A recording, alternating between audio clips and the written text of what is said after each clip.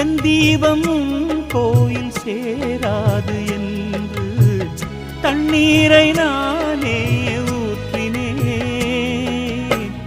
உன்னோடு வாழ இல்லையொரு யோகம், நான் செய்த பாவம் யாரை சொல்வது?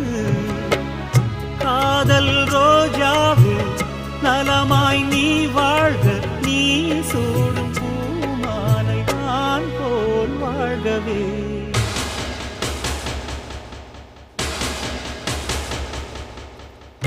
இளவே